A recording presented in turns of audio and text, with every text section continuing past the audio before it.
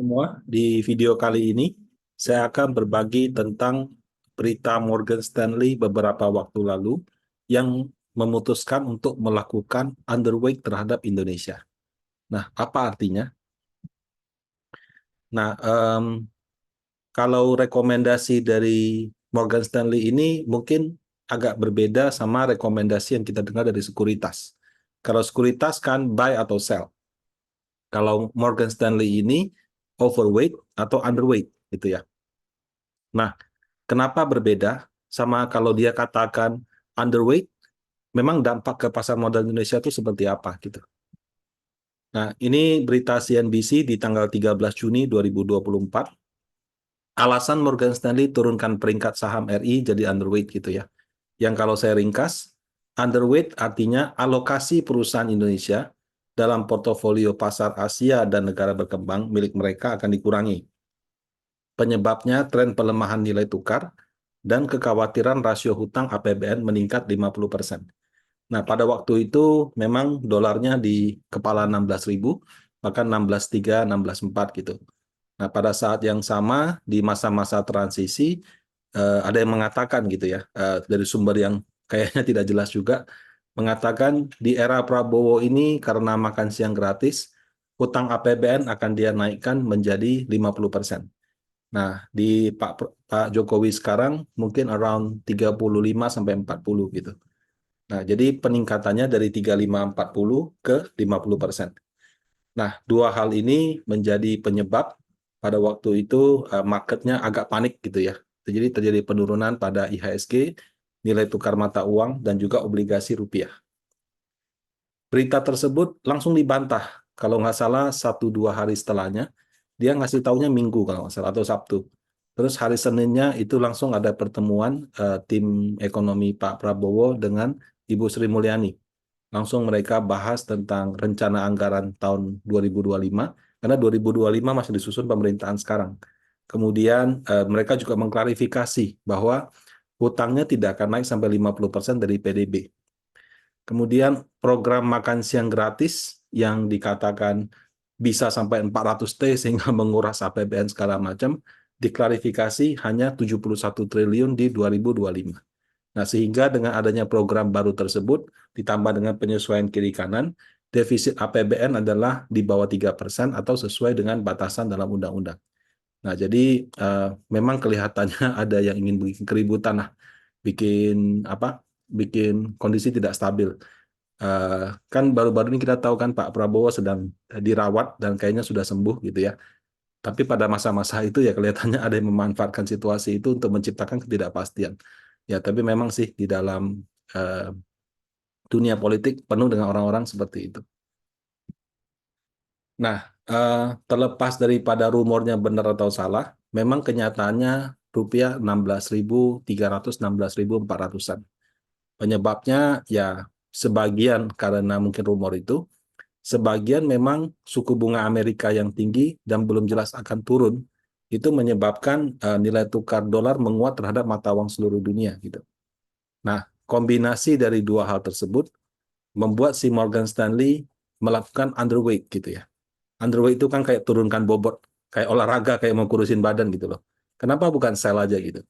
Nah, untuk memahami tentang maksud overweight, underweight, itu harus kita pahami dulu cara kerja daripada reksadana indeks.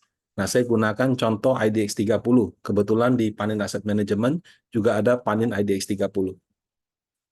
Nah, setiap 3 bulan sekali, Bursa Efek Indonesia itu akan menerbitkan daftar saham-saham dalam suatu indeks. Dia 6 bulan sekali evaluasi mayor, 6 bulan sekali evaluasi minor. Jadi dia 3 bulan mayor, minor, mayor, minor. Setahun ada 4 kali evaluasi. Yang mayor itu ada saham masuk keluar, kalau minor cuma bobotnya diubah. Ini menggunakan contoh evaluasi yang terbit pada 2 Mei 2024. Saya lupa ini mayor atau minor sih. Kayaknya sih minor ya, karena nggak ada perubahan saham. Nah, jadi dia akan eh, menginformasikan besaran saham beredar daripada suatu bank. Jadi kayak bank BCA, total lembar sahamnya berapa. Dia juga akan menginformasikan free float. Ya, free float itu adalah bobot saham yang dimiliki selain pemegang saham pengendali, selain direksi komisaris, kemudian selain pemegang saham utama. Pemegang saham utama itu misalnya kayak Lo Keng Hong, dia punya saham gajah tunggal 5,1%. Itu dikategorikan sebagai pemegang saham utama, sehingga tidak dihitung dalam free float-nya. Jadi free float ini adalah bobot saham yang benar-benar bisa dibeli oleh masyarakat. Nah, kemudian kalau di Indonesia, kita pakai lagi free float adjusted. Adjusted dengan apa? Karena bursa nggak mau ada satu saham yang terlalu banyak, sehingga dibuatlah batasan. Kalau di IHSG maksimal 9%, kalau di indeks-indeks yang diterbitkan oleh bursa 15%. Sehingga kita lihat BCA, BRI, Mandiri itu bulat 15. Berarti aslinya di atas 15. Tapi begitu di atas 15 di-adjust ke bawah. Makanya kita sebut free float adjusted market caps. Nah, berdasarkan portfolio pada 2 Mei, dapatlah seperti itu. Nah, lembar sahamnya juga ada di dalam publikasi bursa.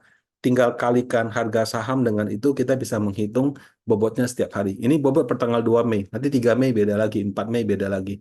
Tergantung harga-harga di dalam portfolio. Nah, selanjutnya lembar saham dikalikan harga yang dapat bobot ini akan dijadikan sebagai referensi terutama oleh reksadana indeks. Kalau reksadana saham tergantung. Kalau benchmarknya mengalahkan IDX 30, dia akan perhatikan sekali. Tapi kalau misalnya benchmarknya tidak mengalahkan IDX 30 atau IDX 30 bukan benchmarknya, maka dia akan melihat saja gitu. Bukan berarti tidak dia peduli sama sekali ya, tetap dia perhatikan. Nah, contoh misalnya di bulan Mei 2024 panen IDX 30 ini punya AUM 1,29 triliun ya, atau NAB gitu ya, nilai aktiva bersih. Nah, di sana kan bobot BCA 15%. Sesuai dengan peraturan OJK, bobot daripada saham di dalam suatu reksadana indeks itu 80 sampai 120%. Jadi kalau misalnya bobot BCA 15% dalam indeks di tanggal 2 Mei, maka di 2 Mei panen IDX 30 boleh beli 80% dari 15%, yaitu 12%, atau 120% dari 15%, yaitu 18%. Jadi dia boleh range 12 sampai 18. Nah, kalau kita rupiahkan dengan AUM 1,29 T, berarti si ADX 30, si panen ADX 30, dia akan punya sekitar 154 M sampai dengan 232 M. Kalau ini reksadana baru, dia akan beli sebanyak itu. Tapi kalau misalnya dia reksadana yang sudah berjalan, sudah existing, katakanlah misalnya dia punyanya 15% persis sama, 193 M. Nah, kemudian si bursa, anggap aja bursa ini Morgan Stanley, dia bilang BBCA di underweight dari 15% ke 10%. Maka katakan si panen IDX 30 juga ikut. Yang apa yang dia lakukan? Dia kan punya 15%. Sama dengan bobot di dalam IDX 30. IDX 30-nya bilang, BCA sekarang tinggal 10. Berarti kan harus dia kurangi 5% juga. Nah, berarti si panen IDX 30 dengan dana kelolaan 1,29 triliun, di tanggal 2 Mei, atau biasanya sehari sebelumnya, dia akan sell 5%, atau setara dengan 64,5 M. Kemana perginya 64,5 M? Ya, kalau ada bobot yang dikurangin, supaya totalnya tetap 100, itu harus masuk ke saham yang lain. Dia akan beli saham yang lain gitu. Nah, jadi kalau reksadana indeks, begitu dia dapat informasi, pemberitahuan, bobotnya berubah, maka si reksadananya atau MI yang mengelola reksadana tersebut akan melakukan penyesuaian. Nah, bagaimana dengan reksadana yang aktif? Contoh misalnya panen tanah teladan, panen maksima, panen dana prima, panen dana infrastruktur. Tergantung. Kalau misalnya dia lihat seperti itu, kemudian dia melihat, oh kalau BCA di underweight, berarti ada yang jual. Kalau jualnya banyak, harga sahamnya turun. Jangan-jangan malah kesempatan saya beli. Nah, kalau pendekatannya valuasi bisa dia beli. Sebaliknya kalau misalnya pendekatannya itu adalah saya mau kalahkan IDX 30. Bobot saham saya sama bursa sudah tadinya 10%. Nah, sekarang kalau dia turun dari 15 ke 10, ya sudah saya stay aja karena bobotnya sama sekarang. Nah, jadi tergantung manajer investasinya. Bisa karena pertimbangan fundamental, bisa karena pertimbangan momentum. mereka mungkin akan do something, mungkin juga do nothing gitu. Jadi tergantung manajer investasi. Tetapi ibaratnya kalau saya mau kalahkan indeks, saya mesti tahu indeks itu kayak apa. Nah, kalau misalnya tadi saya kasih contoh, kalau bursa melakukan underweight saham tertentu, maka reksadana indeks di Indonesia atau ETF di Indonesia akan melakukan penyesuaian. Maka kalau si Morgan Stanley melakukan underweight Indonesia, reksadana global yang akan melakukan penyesuaian. Nah, sekarang jadi pertanyaannya, berapa persen sih bobot Indonesia di dalam indeksnya si MSCI yang diterbitkan oleh Morgan Stanley? Nah, ini saya dapat dari websitenya MSCI, ya. Saya pakai ACWI. ACWI itu All Country World Index, artinya indeks itu mencerminkan seluruh dunia. Jadi saham-saham seluruh dunia dikumpulkan dalam satu indeks. Kalau di IDX 30 kan dari 800-an saham dikumpulin cuma 30. Nah, kalau ini dari saham di seluruh dunia dikumpulkan dalam satu indeks namanya MSCI ACWI. Nah, berapa bobot Indonesia? Nah, itu terus terang awalnya saya nyarinya cukup sulit gitu. Karena kecil banget gitu. Nah, jadi dari indeks dunia itu 62% itu ada di Amerika Serikat, kemudian 6% ada di Jepang, ya. Emerging market EA ini kalau nggak salah Afrika sama Arab Saudi gitu ya, Eropa sama Afrika kalau nggak salah. Itu 4,8%, Inggris 3,5%, China yang kita kira besar, besar sih tapi ya cuma 2,4. Nah, baru order emerging market. Order emerging market Indonesia ada di sini. Bobotnya ternyata cuma 0,19% gitu.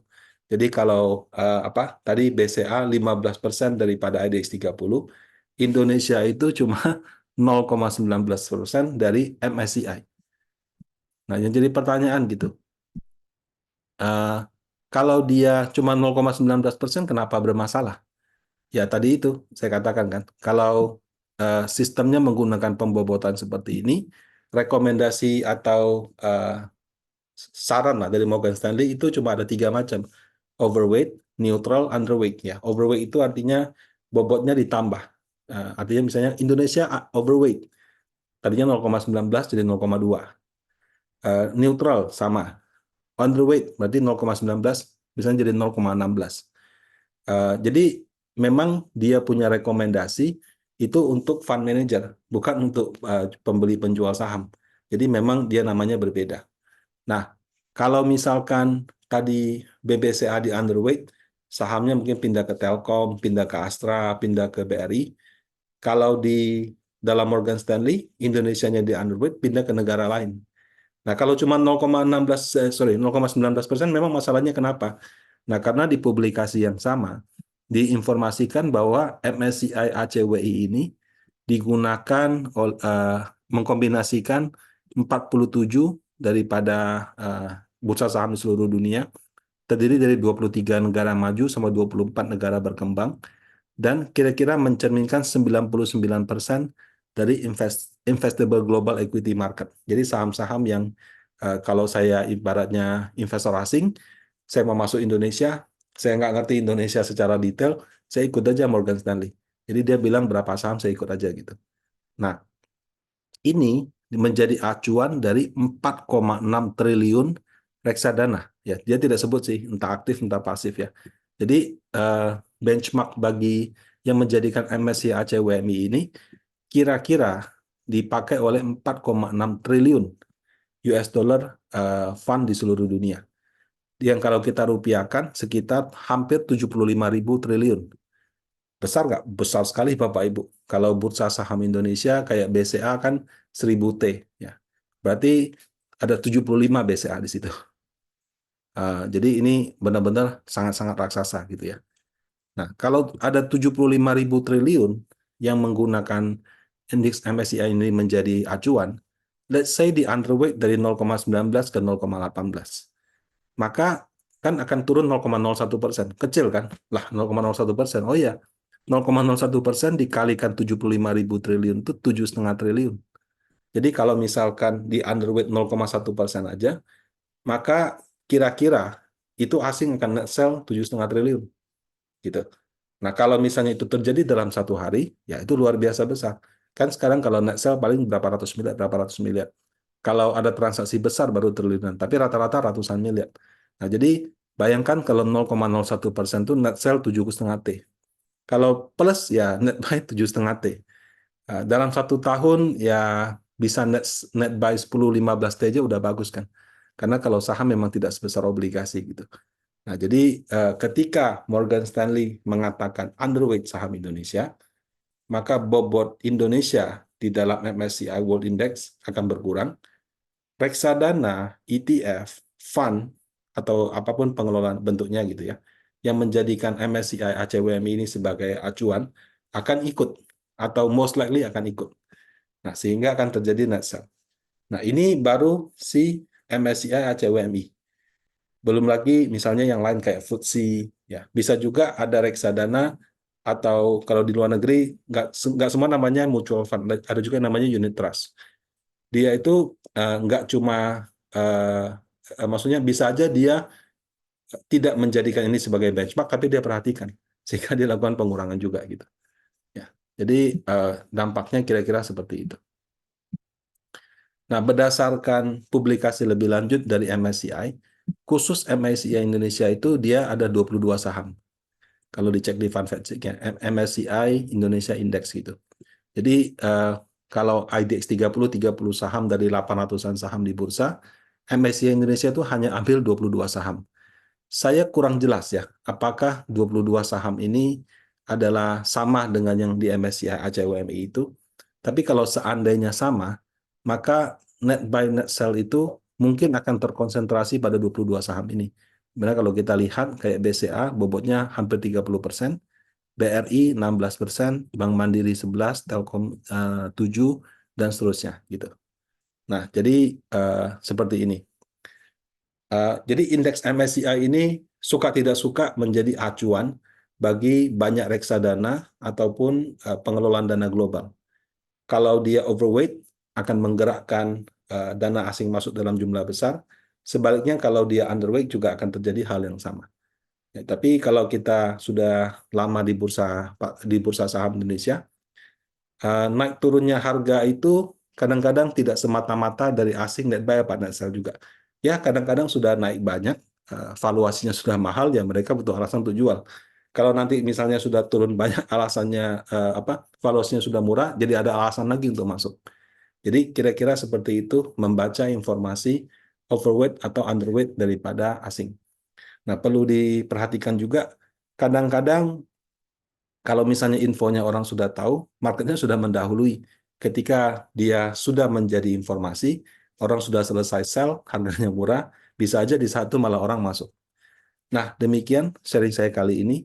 Semoga bermanfaat. Terima kasih.